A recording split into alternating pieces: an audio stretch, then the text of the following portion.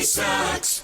Monday sucks. It's Monday. It's Monday. ZachDeWack.com. They're requesting communication, sir. Podcasting to the universe. From the top of Mount Wack. Live with no pants. Here's Zach DeWack. Let them eat static. Isn't that nice?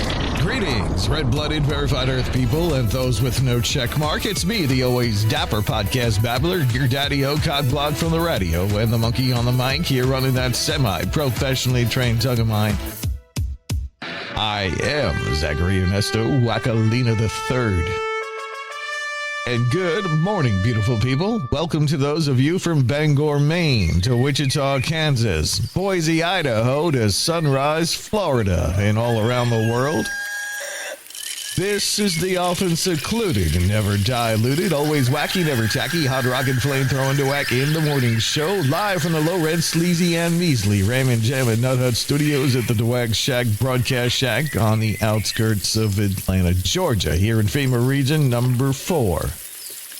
Last time I checked, today is September 8th, 2025. This is show number 144. Checking out that birthday list today, Gaten Matarazzo from Stranger Things is 23. Singer Shawn Mendes turns 28. Diane Dean, an actress from Vikings and Descendants, is 35. Gustav Schaefer from the pop rock band Tokyo Hotel is 37. Turning 38, rapper Wiz Khalifa. Jonathan Taylor Thomas from Home Improvement, he's 44. Slim Thug, he's 45. Alicia Beth Moore, you might know her as Pink, she's 46. Lorenz Tate, an actor from Dead Presidents, is 50. Brooke Burke, an actress, model, TV host, she's 54. David Arquette is 54 as well. One more for that 54 trio, Martin Freeman. He plays Bilbo Baggins in The Hobbit. Comedian Brian Husky is 57, turning 65 is singer-songwriter Amy Mann. She did Till Tuesday. Heather Thomas, an actress from The Fall Guy, is 68, and Bernie Sanders is 84 years young today. Do not insult the intelligence of the American people. Also born on this day, Peter Sellers in 1925. LFO's Rich Cronin passed away on this day in 2010. He was only 36. And in 2022, Queen Elizabeth II of the UK died at Balmoral Castle in Scotland after her reign of 70 years. It happened on this day as if you cared. In 1504, one of the world's most beloved works of art, David, the 17-foot-tall, 12,000-pound marble masterpiece by Michelangelo, is unveiled to the public in Florence, Italy's Piazza della Signoria. In 1664, Dutch Governor Peter Stuyvesant surrenders New Amsterdam, the capital of New Netherland, to an English naval squadron under Colonel Richard Nicolls. Stuyvesant had hoped to resist the English, but he was an unpopular ruler and his Dutch subjects refused to rally around him. Following its capture, New Amsterdam's name was changed to New York in honor of the Duke of York, who organized the mission. In 1776, General George Washington asked for a volunteer for an extremely dangerous mission: to gather intelligence behind enemy lines before the coming Battle of Harlem Heights. On September 8, 1776, Captain Nathan Hale of the 19th Regiment of the Continental Army stepped forward and subsequently became one of the first known American spies of the Revolutionary War. One of the deadliest hurricanes in U.S. history hits Galveston, Texas on September 8, 1900, killing more than 6,000 people. The storm caused so much destruction on the Texas coast that reliable estimates of the numbers of victims are difficult to make. Some believe that as many as 12,000 people perished, which would make it the most deadly day in American history. In 1930, 3M began marketing Scotch transparent tape. In 1941, during World War II, German forces began their siege of Leningrad, a major industrial center and the USSR's second largest city. The German armies were later joined by Finnish forces that advanced against Leningrad down the Karelian Isthmus. The Siege of Leningrad, also known as the 900-day siege, though it lasted a grueling 872 days, resulted in the deaths of some 1 million of the city's civilians and Red Army defenders. On September 8, 1975, Air Force Sergeant Leonard Maltovich, a decorated veteran of the Vietnam War, appears on the cover of Time magazine above the headline, "I am a homosexual," challenging the ban against homosexuals in the U.S. military. A month and a half later, he is given a general discharge by the Air Force. Maltovich's move to go public came after a commanding officer turned down his request for a waiver from the Air Force's regulations prohibiting homosexuality. The 12-year military veteran had completed 3 tours of Vietnam. On September 8, 2003, the Recording Industry Association of America, the RIAA, responds to growing piracy of digital music files by announcing a new and controversial strategy: the filing of lawsuits against individual music fans who use file-sharing sites, some of them children. "Nobody likes playing heavy and having to resort to litigation," said Carrie Sherman, president of the RIAA, on that date. "But when your product is being regularly stolen, there comes a time when you have to take the appropriate action." The product in question was music in the form of digital MP3 files being transmitted among users of internet file-sharing applications in violation of copyright laws. Previously, the RIAA's idea of appropriate action in response to digital music piracy had previously meant efforts to shut down the operators of these internet file-sharing systems that facilitate illegal sharing. Now, the industry group was signaling that it was going after individual music fans who share songs using those systems. In 2005, in Russia, a man walked into a bank and walked out with about $1,000. Then, hoping to use his loot to buy a little lunch, he walked into what he thought was a sandwich shop. Had the thief chosen door number 2, he'd have had himself some lunch, but because he chose door number 1, he walked right into the hands of cops who just received a description of the bank robber. In 2006, a Senate report faulted intelligence gathering in the lead up to the 2003 U.S. invasion of Iraq. In 2014, Prince William and Catherine, Duchess of Cambridge, announced that they were expecting their second child. And in 2018, at the 75th Venice International Film Festival, a Netflix film wins the Golden Lion for the first time with Roma. And now this. Here's this day in entertainment. In 1960, Alfred Hitchcock's Psycho released. In 1966, Star Trek premieres on NBC, launching what would become the most successful failure in television history. While the series lasts only 3 seasons due to low ratings, it eventually finds new life in syndication, growing into one of the longest-running and highest-grossing media franchises of all time. In 1986, The Oprah Winfrey Show is broadcast nationally for the first time. A huge success, her daytime television talk show turns Winfrey into one of the most powerful, wealthy people in show business and arguably one of the most influential women in America.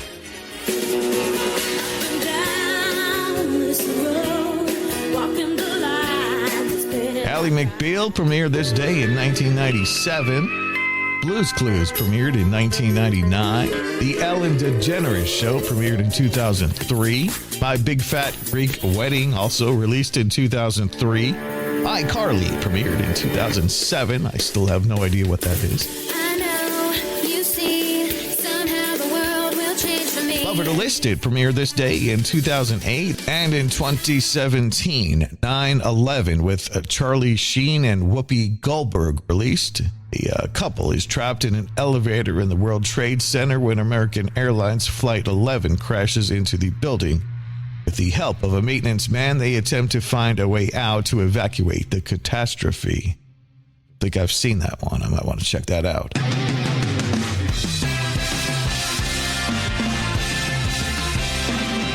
All right, here's this day in music. In 1956, Eddie Cochran signed a one-year contract with Liberty Records. Cochran went on to give Liberty 3 top 40 hits over the next several years, including Summertime Blues, 20 Flight Rock, and Come On Everybody. In 1968, the Beatles were seen performing Hey Jude on the UK television show Frost on Sunday in front of an invited audience. The song was the first single from the Beatles record label Apple Records and over 7 minutes in length. Hey Jude was at the time the longest single ever to top the British charts. It also spent 9 weeks as number 1 in the United States, the longest run at the top of the American charts for a Beatles single. In 1971, the Tams were number 1 on the UK singles charts with Hey Girl Don't Bother Me, a reissue of the 1964 US hit. In 1973, Marvin Gaye started a 2-week run at number 1 on the U.S. singles charts with Let's Get It On, his second U.S. number 1, that only reached number 31 in the U.K. In 1979, Led Zeppelin scored their 8th UK number 1 album when In Through the Outdoor went to the top of the charts for 2 weeks. The 8th studio album by Zeppelin was their final album of entirely new material. In 1984, Stevie Wonder had his first number 1 with I Just Called to Say I Love You, taken from the film The Woman in Red. It was 18 years after Wonder's chart debut in 1966. The song stayed at number 1 for 6 weeks. In 1990, John Bon Jovi went to number 1 on the singles charts with Blaze of Glory. The track appeared in the motion picture Young Guns 2, for which it was originally recorded. In 1993, Kurt Cobain and Courtney Love appeared on stage together at a show in Hollywood. They performed a song they wrote together, Penny Royalty.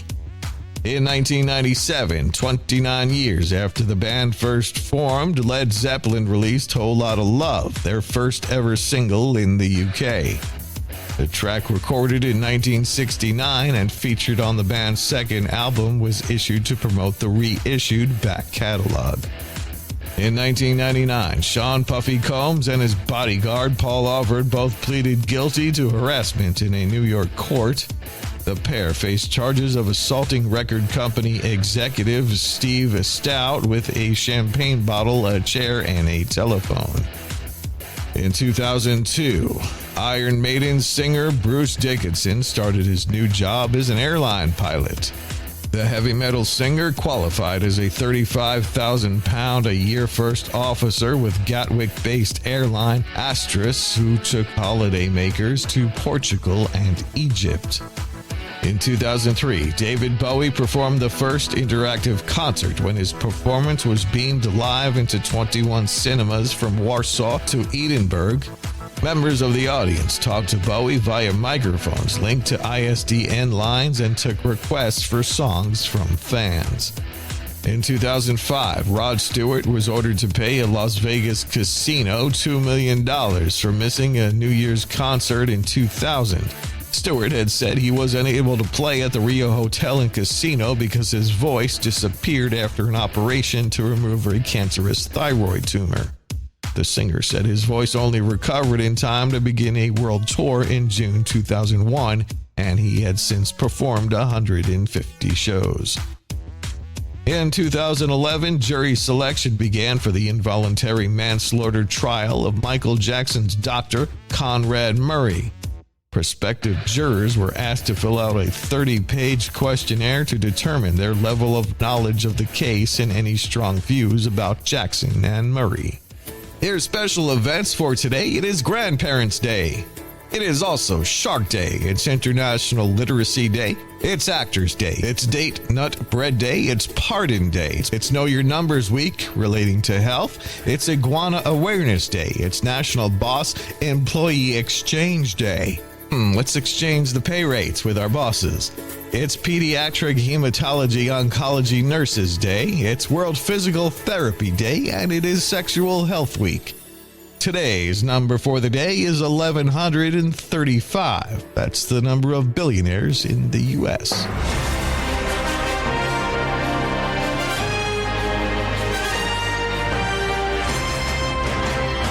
Here's some news. Android users are being urged to update their phones due to a couple of recently discovered vulnerabilities.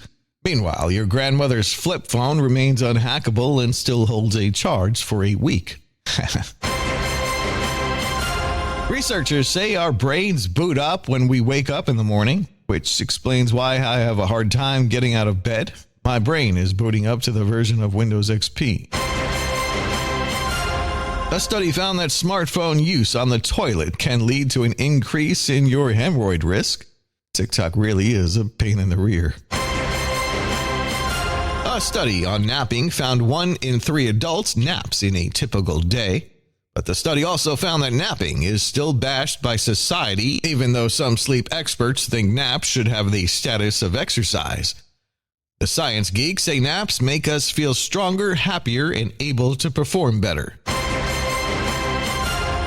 Neighbors and wildlife officials in Australia are mourning the loss of a notable saltwater crocodile named Big John, who was found decapitated and tangled in a fishing net in late July.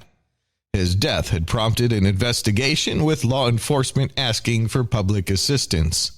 Officials said Big John was more than a crocodile. He was a guardian of our waterways and a reminder of our responsibility to protect the land and the sea. Officials believe the fishing net was intentionally cast. A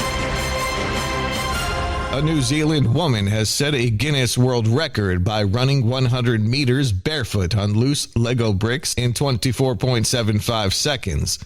Gabrielle Wall's record-breaking sprint took place on a track covered in 661 pounds of Lego bricks. To prepare for this challenge, Wall spent 2 months training barefoot, even attending a wedding without shoes. Speaking of Guinness, some records are broken frequently, others stick around for years. If you're ready to get your name in the record books, consider baked beans. The world record for the largest pot of baked beans was set way back in 2012 in Macedonia at 1,479 gallons. In the U.S., the world record was set in Alabama in 2010 at 1,010 gallons. In England, a National Health Service vascular surgeon who had his own legs removed has been jailed for 2 years and 8 months for insurance fraud. 49-year-old Neil Hopper carried out hundreds of amputation operations before having his own legs removed in 2019. The court heard he lied to insurers by claiming that injuries to his legs were the result of cesspit and not self-inflicted. In May of 2019, Harper had below-knee amputation after a mysterious illness. In fact, he had used ice and dry ice to freeze his own legs, so they had to be removed. Hopper, who admitted to 2 counts of fraud and 3 of possessing extreme pornography, had a sexual interest in amputation. Hopper's fraudulent insurance claims totaled more than $625,000. Stefanina's Italian restaurant in Wentzville, Missouri, posted on Facebook, "Please do not use Google's AI to find out our specials. Google AI is not accurate and is telling people specials that do not exist. We cannot control what Google posts or says and will not honor the Google AI specials." The owner of the restaurant said Google's AI tool was making up special deals and menu items when the people searched there, and it was coming back on us. Jim Klassen lives in Canada in Summerlin, BC, and loves to barbecue on his Napoleon grill. When Klassen needed a part for the Canadian-manufactured grill, he never thought it would lead to a small nightmare. Neither Klassen nor the Napoleon Grill people can explain how, after the call, Klassen's phone number ended up being listed on the company's website for support questions. Klassen's phone started ringing with up to 20 calls a day, but Klassen and his wife, who also answered multiple calls, didn't get angry. They simply answered the support questions. Napoleon got the problem fixed, but the calls kept coming anyway because by then Google's not-so-smart AI kept giving out their number to people searching for support. Once it was all finally settled, Napoleon named the couple honorary customer service ambassadors and retired them from the role. For their efforts, the couple received a new and top-of-the-line grill. Speaking of Google, Google has issued a warning to Android users regarding two serious vulnerabilities which have been exploited in the wild. As a result, Google does plan to provide immediate fixes for all the eligible devices. Google's Pixel devices will receive updates immediately, while other manufacturers are expected to release patches within 48 hours. Only devices still eligible for security updates will receive these fixes. Over 1 billion Android phones are no longer supported running outdated versions of the operating system. It's estimated that approximately 25% of Android devices cannot be upgraded due to age, and more than 50% may be operating on outdated software at any time.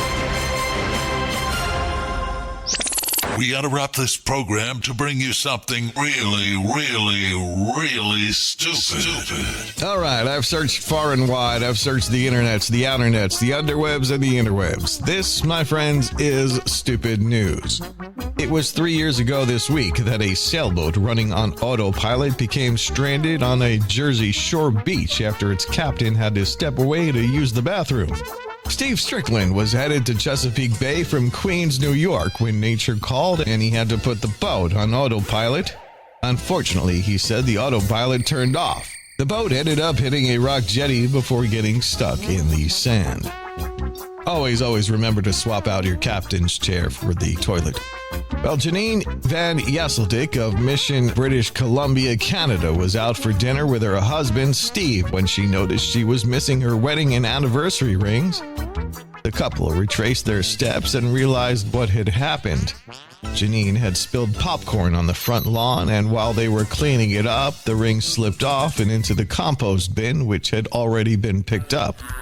The next morning, Steve went to the dump and asked if he could look for his wife's rings.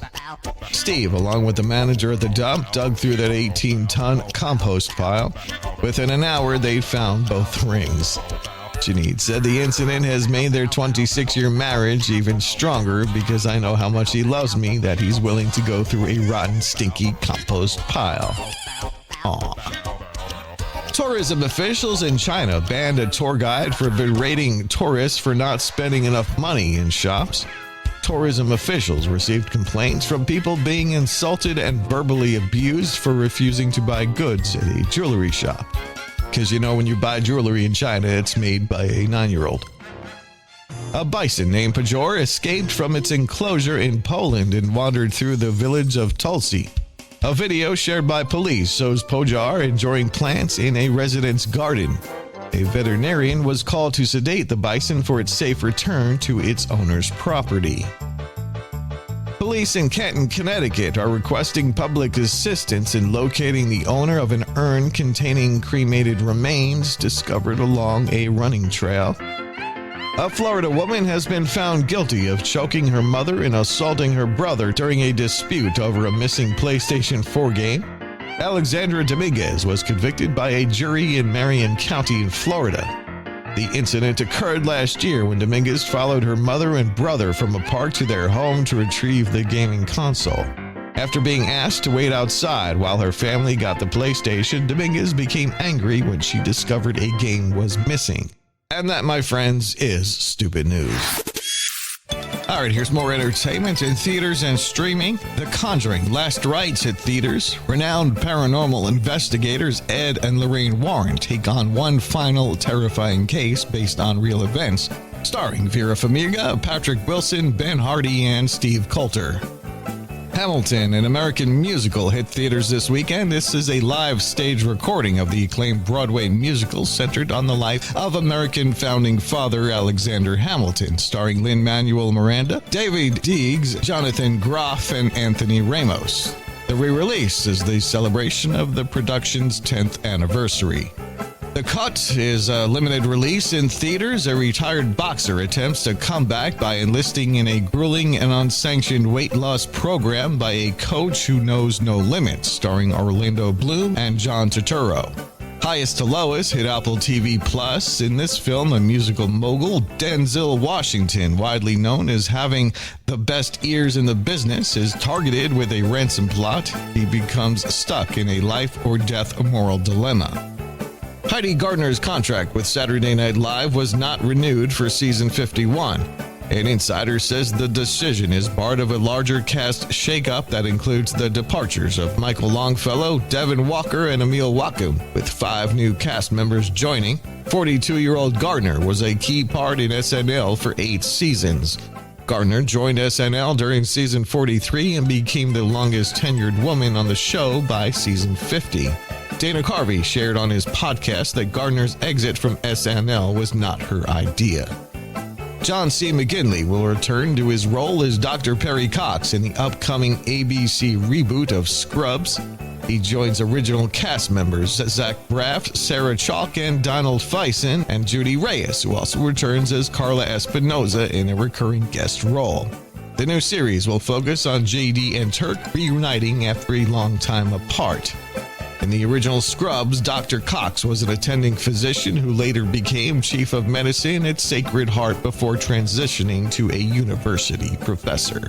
Inflation adjusted, this was the worst summer for movies at the box office since 1981. A major reason is that the summer blockbusters weren't blockbusters, failing to make the kind of money they have in recent years. Only 2 weeks of this summer saw box office grosses over $300 million. The premieres of Lilo & Stitch and Superman, something that theaters accomplished for 9 weekends in the summer of 2019. The trailer for the featured documentary John Candy, I Like Me, has been released. The documentary will be available on Prime Video starting October 10th. The film is directed by Colin Hanks and produced by Ryan Reynolds. John Candy died in 1994. The documentary features never-before-seen clips of his life and interviews with dozens of his friends, including Catherine O'Hara, Martin Short, and Eugene Levy. Disney has released a new trailer for Tron Ares, showcasing footage from the upcoming sci-fi film set for IMAX release on October 10th. RuPaul will transition from television to film, starring in a new untitled action comedy. This will be the first feature from the RuPaul's Drag Race universe. The plot centers on best friends Tess and Dee Dee, who are trained stewardesses. When a catastrophic event threatens to derail the train and crash it into Los Angeles, Tess and Dee Dee must team up with first-class attendants and the president, played by RuPaul, to avert disaster. Austin Butler is at the center of dating rumors once again, this time involving TikTok star Haley Bailey, whose real name is Haley Khalil. Speculation arose after a TikTok video showed a woman resembling Haley dining with the actor. However, Haley's representatives confirmed to TMZ that the woman in the video is not her. Haley herself commented on the situation, saying, "It's not me, but I wish it was. Austin, my DMs are open." Austin has not publicly dated anyone since his breakup with Kaya Gerber in late 2024. Haley was previously married to former NFL player Matt Khalil, but they divorced in 2022. Well, we've been saying Denzel Washington's name all wrong. The legendary actor revealed the correct pronunciation of his name is Denzil, not Denzel. Denzil told Jimmy Kimmel that the pronunciation change originated from his mother, Lennis, to prevent a confusion in their household, since both he and his dad shared the same name, Denzel, Denzil, whatever. She decided to call him Denzel. Seems like a problem you should have thought about before naming him that. I'm not saying there's anything wrong with that name, but when you do that, you make confusion for people. Paramount Plus has released the teaser for Season 2 of the series Landman, set to premiere on November 16th. The drama, created by Taylor Sheridan, features Billy Bob Thornton, Demi Moore, Andy Garcia, Sam Elliott, and Ellie Larder, among others. Landman explores the booming oil industry in West Texas and is based on the podcast Boomtown. Here's your highly scientific and completely infallible and often inscrutable, guaranteed horoscope for today. All right, here are the world-famous Stoac in the Morning Horrible Scopes for Monday, September 8th, 2025. Grab coffee, hide the reply all button, and let the cosmos roast every sign. If today is your birthday, you are a Virgo. You fix a spreadsheet so thoroughly it qualifies for therapy. Do not color code your feelings. They refuse to be conditional formatted. Lucky task, deleting 1004 duplicate calendar invites. Where did you get those clothes? At the toilet store? Libra, decision fatigue peaks while choosing a pen. By noon, you negotiate peace between two snack brands. HR installs a tiny gavel at your desk. Your lucky sound, the balanced click of a retractable pen. What kind of sick joke is this, huh? Scorpio, your aura is a mysterious thunderstorm with benefits. Someone tries to read you, they get a novel with the last chapter missing. Lucky move, silent nod that says, I know everything, including your middle name. Sagittarius, you propose a walking meeting that becomes a pilgrimage to a taco truck 3 neighborhoods away.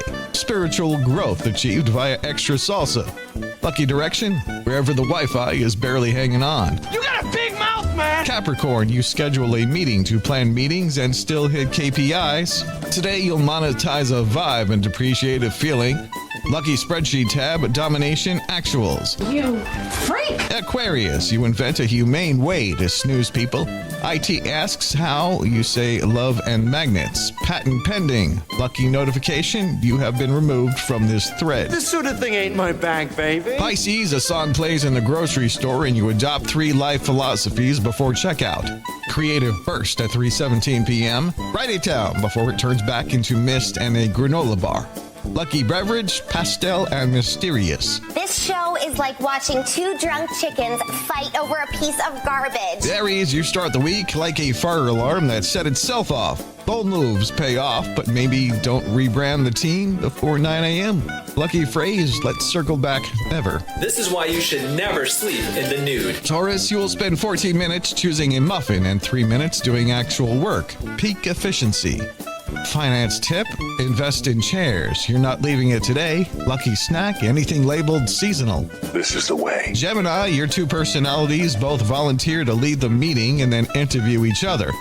Record numbers of quick questions will follow you like geese. Lucky emoji. This is it. It's unbelievable. It's insane. Cancer mood child, your comfort zone files an HR complaint because you've out-comforted it. A coworker overshares, you nod empathetically and gain admin access to their secrets. Lucky object, blanket you borrowed in 2017. They can't do this to us! I'll write my congressman! And finally, Leo. You will accidentally stand under a spotlight, make a speech, and receive applause. Accept your destiny. Lucky compliment. Who gave you permission to slay Monday? There it is. And those are your official Dweck in the Morning horoscopes. Remember? Don't leave home without them. You've been listening to the Always First, Never Last podcast with me, your doomsday host, the incredible, edible Mr. Zach Wackolina. You can connect with me at ZachTheWack.com. That's ZachDawack.com. You can find me on Facebook, Twitter, X, whatever it is, Instagram, MySpace, The Comic Strip, The Yellow Pages, Telepathy, Western Union, or call or text 984-DeWack1. That's 984-329-2251. Like the show, follow us, or subscribe, and please share this show with your friends. Available to hear on my host, Podbean. That's Podbean. You can find me on Apple Podcasts as well, Spotify, Amazon, and all other podcasting apps, or at ZachTheWack.com if that's easier for you. Thank you to all the awesome wackos, weirdos, reverts, preverts, dingbats, and jelloheads anonymous for any and all listens you can give. As always, it means a lot. I'm out of here like Vladimir until next time, and there will be a next time. Don't forget me. I won't forget you. I am Zach DeWack, saying if I'm lying, I'm dying. Grits ain't groceries, eggs ain't poultry, and Mona Lisa was a man. I'll be back Friday for another stupid edition of the Dweck in the Morning Show. I will talk to you then. Same whack time, same whack channel. Whack out. Yeah, first there was this draft and I walked over to a friend's. I came home just a little tipsy, it was 2 a.m. And I woke you up because I wanted to make you aware of all my late round steals because I'm sure you really care. It's amazing, I'm president of my own football team. They have no clue that I exist because it's a fake team. I drafted Kyle Pitts, this amazing tight end. Because he's on my team, I will pretend that he's my friend. And I will live and die with every single play he makes. And I will even yell at him if he makes a mistake. And yes, again, I am aware that my whole team is fake. But if I win, I get a trophy, there's so much at stake. Hooray, fantasy football, it's too deep. Fantasy football, and it's every day, remember.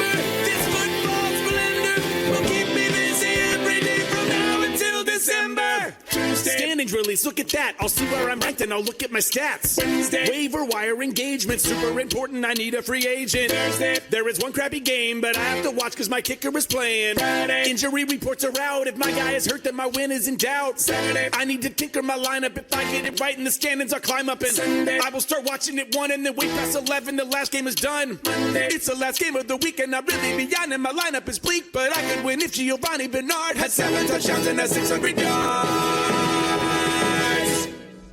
There's no fantasy football. Oh wait, no fantasy football. I lost again. I rarely win.